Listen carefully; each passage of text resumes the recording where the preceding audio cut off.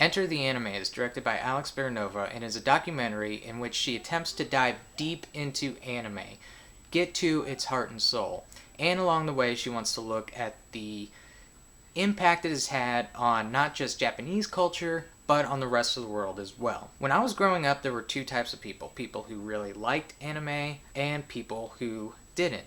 A lot of my friends seemed to really love anime.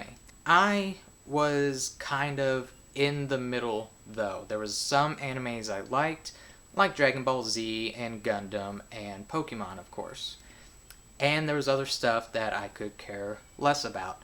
Didn't really care for Cowboy Bebop, didn't like One Piece, didn't like Naruto, didn't like any of that shit. So when this documentary was first announced, I thought this was going to be a good breaking in to the larger anime world.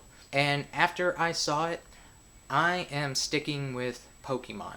This documentary is just terrible. I mean, it is really, really bad. It did not hold my attention at all, and it didn't make me want to explore any other animes. There were a lot of problems with it, and I'll just go ahead and get right on into it. I really felt that this documentary was made by someone who could care less about animes. Documentaries are very personal. They're a very personal journey for the filmmaker. Documentaries are about subjects that interest you, and you want to learn more about whatever it is that interests you, and you want to share that with the rest of the world and see if maybe they can come on board with it. In the very first, probably minute of this documentary, she's doing a narration while she's watching anime, and she said she had to really watch a lot to get into it.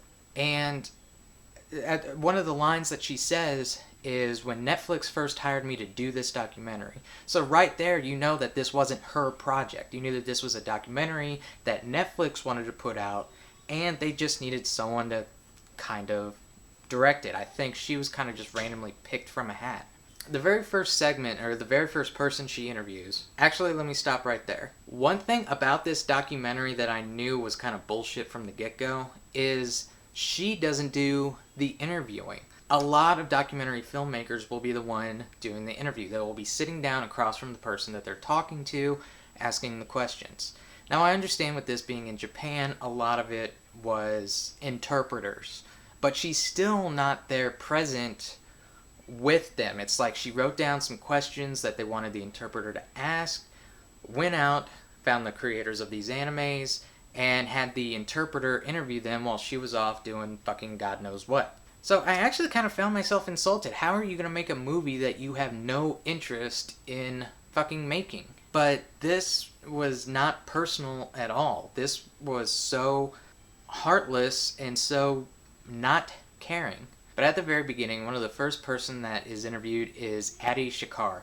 Now, he created the Castlevania anime for Netflix.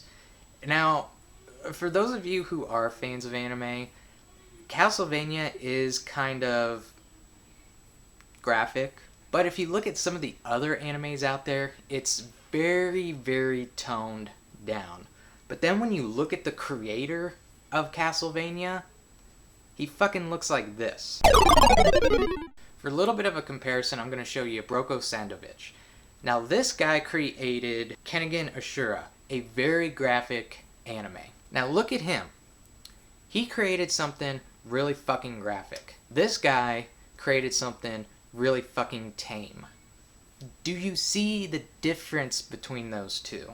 It just doesn't make any sense to me. Now, the people that she interviews, or I should say the interpreter interviews, have all created some kind of anime.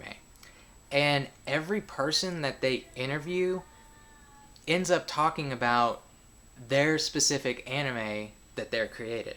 They talk about their favorite characters, what their favorite scenes are, what their favorite lines are. They end up not talking about anime as a whole, but their certain piece of anime. And it's like that for every person that is interviewed in this. Now, about halfway through the documentary, they go to the Toei Animation Studios. Now, for those of you who don't know, Toei is kind of like the Japanese equivalent to Disney. They created the Saiyanites, they created Digimon, they created Dragon Ball Z. They are huge over in Japan. And you do get a little bit of history behind it. The chairman states that it was created post-World War II as a kind of lighthearted way to bring Japan up, because Japan was kind of dark and depressing after World War II ended. So this animation studio was created to kind of bring everybody's spirits back up. Then cut to something else. You spend like 2 minutes on one of the most important creators in Japan culture, like that made anime cross overseas. You spent 2 minutes talking to somebody that had a wealth of information to give you. There is such a rich library there that you did not touch upon any of it. A little bit before that part in the documentary, she says she's gonna go back to its roots, figure out where anime started.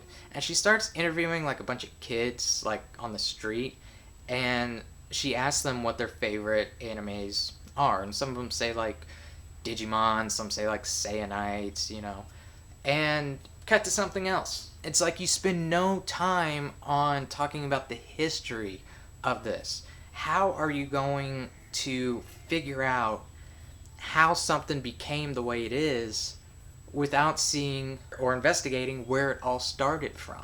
There was one part in the documentary that I was kind of intrigued about. They interview this pair who created this one anime called Rilakkuma and Kura. I know I'm fucking butchering that name. But I watched a little bit of this segment, and I'm watching it and I'm like, that is really fucking cute. Like, I would watch that. I would watch that with my kids. This looks like it's got heart. It looks like it's got soul. It looks like it could be funny. I feel that kids and grown-ups could get into that. And it cuts back to the people who created it, and again, they're just praising the show, saying how much they love doing this with it, how much they love doing that with it, and then cut to something else. You see the trend I'm trying to make? As soon as they start with something, cut to something else. One of the biggest problems I had with this, though, was the way it was shot. It looked like a rap video. There's a lot of slow-mo walking down the hallway, a lot of like techno music playing in the background, there's a lot of like mirror shots. I know it was probably filmed and edited to make it look like an anime, but if you're not used to the anime genre and you're using this film as a means to kind of break into that genre, this is just gonna piss the fuck out of you. Even when they interview the Toei chairman, like, he is this kind of older guy and he's sitting there very calm and collected, and they just start doing a lot of like weird cutaway shots, like slow-mo, and then he's like looking at the camera and shit like,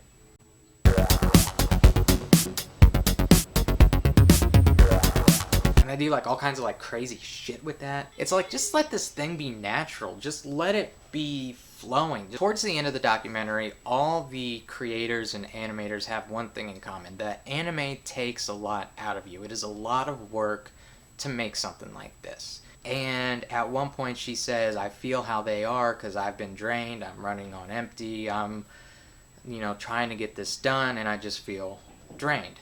So I guess that's the whole point of this movie, is that anime is draining, anime is hard work. I mean, fuck, we all knew that. This documentary was a huge letdown and a complete waste of time.